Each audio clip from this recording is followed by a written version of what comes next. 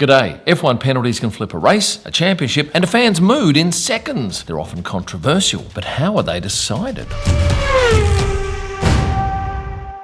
If you're an F1 fan, you've almost certainly been frustrated to see this graphic pop up on your screen. But what actually happens before you see that message? And what's the thinking behind the penalties that drivers receive? First up, who makes these decisions? Because you're going to hear their name a lot in this video, the FIA Stewards. They're appointed by the FIA to make sure each event is run according to the regulations and the FIA International Sporting Code. There must be at least 3 of them and no more than 4 at every race. Typically, that panel includes a past race driver, a national steward appointed by the sporting authority of the host country, and a permanent FIA steward. Everyone must hold an international Grade A stewarding licence, which proves they're competent and familiar with the rule book. They work independently from the race director, and their only job is to enforce the rules fairly and transparently. Now, the FIA has a pool of more than 20 eligible stewards. They're classed as volunteers, and while they're reimbursed for their expenses, they're not actually paid. And that's raised concerns with some drivers, including George Russell and Carlos Sainz, who argue that a sport of this scale should probably have full-time paid officials. A while back, I asked my audience about this, and it was pretty much unanimous. They wanted full-time paid officials. Now, that leads into another issue. The rotating volunteer system is designed to reduce bias and avoid conflicts of interest, which is good, but it also introduces variability. Something that goes unpunished one weekend can be penalised the next, depending on how that particular panel interprets the regulations. Now that you're familiar with the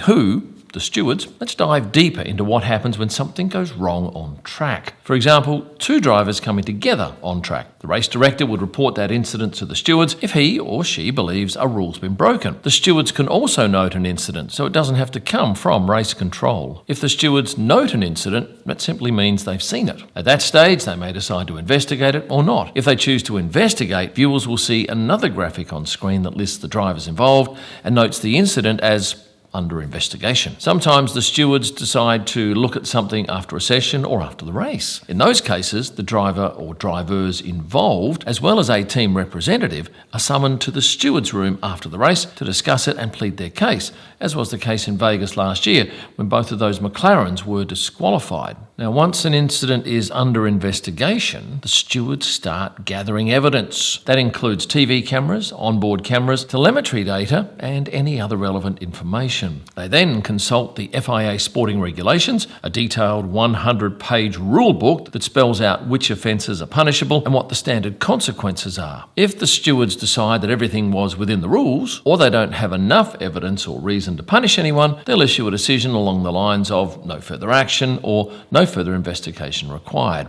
At that point, the matter is closed. But if the evidence and the guidelines suggest that a penalty is required, the stewards will publish a formal decision. If that happens during a race, you'll see it on your TV screen. Now, let's go through some of the types of penalties that a driver or a team might cop during a race weekend. Let's start at the lower level. A warning, usually the first step before anything more serious, often used for, say, a first offence, like when a driver goes beyond track limits. A reprimand, that's a step up from a warning and can be issued for on and off track offences. Drivers are allowed 4 reprimands per season. If they pick up a 5th, it triggers a 10-place grid penalty at their next race. Another on and off track penalty is a fine. These can also accompany any other penalty type, like when George and Lando did a second formulation lap during the aborted start of the Brazilian Grand Prix in 2024. They both received a €5,000 fine and a reprimand. Drivers can also be fined for things that happen off track, which I'll go into more detail a tad later. A time penalty. They are the most common form of punishment. If a driver's handed a time penalty during the race, they serve that penalty during a pit stop. The car must remain completely stationary in the pit box for the length of the penalty before any mechanic can touch it. And if a mechanic does touch the car too early, the team can be given an additional penalty like Yuki Tsunoda at the 2025 Brazilian Grand Prix. Now, if the driver doesn't pit after receiving a penalty,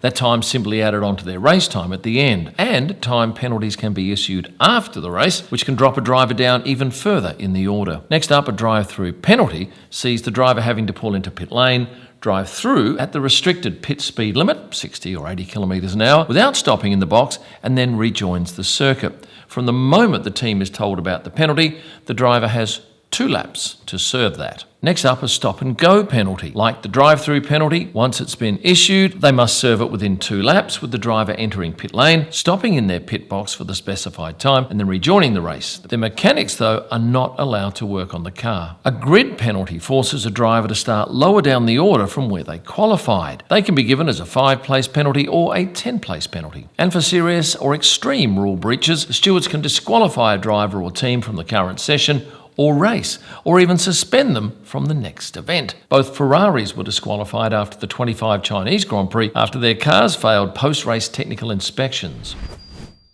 Delighted you're still with me. Let's talk now about penalty points on your super licence. These work a little bit like demerit points on your road licence. If a driver collects 12 penalty points in a 12-month period, they receive a race ban and must sit out the next event. Those points do expire after 12 months. You get them back. Since this system was introduced, the only one driver I can think of that served one of those was Kevin Magnussen in 2024. And do drivers and teams have the right of review? Yes, indeed they do. They can challenge a penalty, and that involves the stewards taking another look at a decision. To trigger a review, the team has to present new and significant evidence that wasn't available at the time of the original investigation. Good example, Carlos Sainz at the Dutch Grand Prix in 2024. He received a 10-second time penalty and 2 penalty points, which he and the team felt was unfair. Ferrari used the right of review and brought additional footage, including 360-degree camera shots from Carlos's car. The new evidence persuaded the stewards to overturn the original decision. The 2 penalty points were removed from Carlos's licence, but unfortunately he'd already served the 10-second time penalty, which couldn't be undone after the fact. Of course, penalties are not limited to just on track. Drivers can also be punished for their words and behaviour off track, usually through fines. If you were inclined, you could head across to the FIA website and look at Appendix B of the International Sporting Code and the subsequent appendices. But if you don't have time, let me summarise it for you. Harmful words, deeds or writings, statements or actions that damage the reputation or interests of the FIA, its members or motorsport in general. Fine for that, up to €5,000, about $5,800 US, but there are more severe penalties that the FIA has up their sleeve. Misconduct, that can land you a €5,000 fine too, and that includes things like offensive, insulting, coarse or abusive language or gestures, or aggressive physical behaviour such as elbowing, kicking, punching or hitting, along with encouraging others to do the same, will see you having to cough up $5,800 US. €5,000. What about public incitement to violence and hatred? That can be done through words, actions or communications, and that's punishable by a fine of up to €20,000, about $23,500 US. Plus, a public apology or a withdrawal of comments may also be required. The same fine applies if you make a political, religious or personal statement at an event without prior written approval of the FIA. And if you get done for €20,000 there, you might also have to provide a public apology or withdraw your comments. What about failing to follow ceremonial instructions? That covers things like national anthems, podiums. What sort of money's involved in that sort of thing? Well, if you have a look at Carlos Sainz last year, Japanese Grand Prix, he was fined for being late to the national anthem ceremony. Carlos had to attend a hearing after the race where he gave his explanation and presented medical evidence that he'd been dealing with stomach discomfort. He copped a €20,000 fine, of which €10,000 was suspended, but he could have been fined up to €60,000. So where does all this money go from fines? Because in 2024, it was revealed that the FIA collected €270,000 in fines. Officially, the money is directed towards safety projects, grassroots motorsport, and road safety initiatives. However, you can't exactly track where this money goes, and that has created some tension between the drivers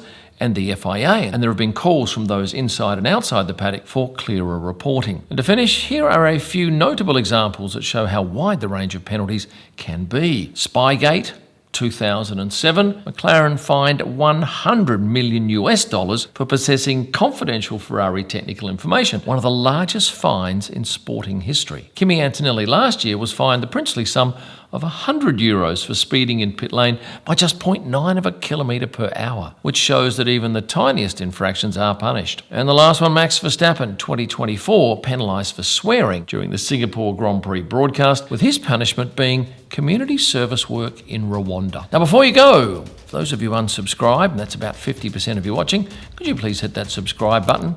I thank you in advance for that. If you've already hit that button, thank you for that. At the very least, perhaps a like on this video.